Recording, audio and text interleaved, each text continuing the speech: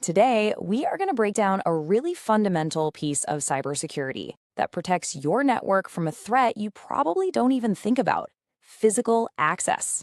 Yep, we're talking about a digital bouncer for your data, and we are going to show you exactly how it works. All right, let's just paint a quick picture. Imagine it's lunchtime, the office is pretty much empty, and someone who probably shouldn't be there walks right up to an unattended desk. They lean over, unplug the network cable from the back of the PC, and plug in their own laptop. And just like that, bam, they are inside your company's private network. I mean, they could be grabbing sensitive files, snooping on financial records, whatever they want. It's a huge security hole. So how do we plug it? All right, so here's our game plan. We're going to start by really understanding the threat of that open door. Then we'll introduce our hero, port security. We'll break down exactly how it works, look at the different ways it can react when things go wrong, walk through how to actually set it up, and then we'll wrap it all up with a big takeaway. You know, an open, unsecured network port is literally like leaving the front door of your office unlocked. Anyone can just waltz in, plug their device into the wall, and start causing all sorts of trouble. We're talking about things like network sniffing, which is basically like putting a listening device on your network cable. They could snatch up all kinds of sensitive data, even usernames and passwords. It's bad news. So to stop this physical breach, we use this awesome switch feature called port security. Seriously, think of it as the bouncer for your network. Its one job is to stand at the door, the port, and check every single device's ID before it lets them into the party. Okay, so here's the secret sauce. It all comes down to something called a MAC address. Every single device that connects to a network, your computer, your phone, you name it, has a unique built-in hardware address. It's like a fingerprint. And what port security does is it binds that unique MAC address to one specific physical port on the switch.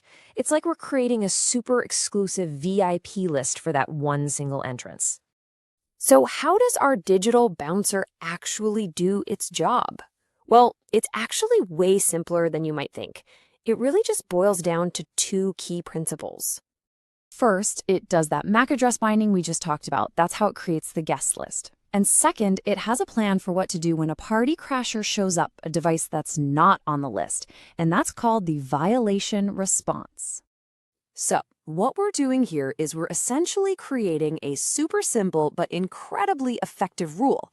And the rule is this: only this one specific device, identified by its unique MAC address fingerprint, gets to talk through this port. Anyone else? Nope. Access denied. It's that simple. And get this, you actually have a ton of flexibility here. A single port can be set up to remember and allow up to 132 different secure devices. Now that's kind of wild, right? You might use that for something like a conference room where lots of different laptops are plugging in. But for a regular employee's desk, nah, you're almost always going to want to lock that down to just one. Okay, so we've got our guest list. But what happens when someone who's not on the list tries to get in? Well, we have to tell the switch exactly how to react. And we get to choose from 3 different violation modes. This table breaks it down perfectly. Your first option is protect mode. This one is quiet. It just silently drops the intruder's traffic. No alerts, no drama. Then you've got restrict mode.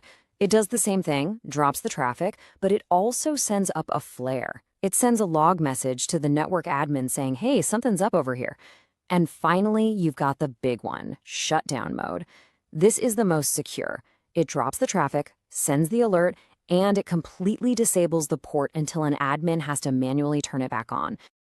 Okay, Siri is great, but how do you actually do this?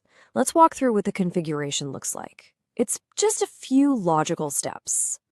First things first, you gotta tell the switch port what its job is. We set it to access mode, which basically just tells it, hey, a regular user device, like a PC, is gonna plug in here. This gets it ready for the security rules we're about to put on. Step 2 couldn't be easier. We just turn on the port security feature.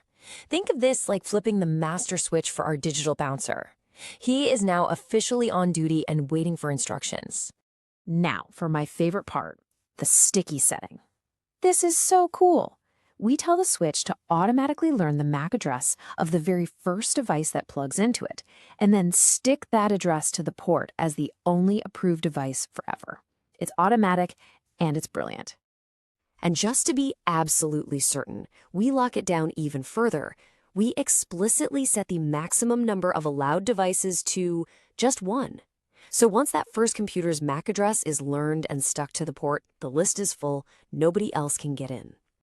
And for the final step, we tell our bouncer what to do when there's trouble.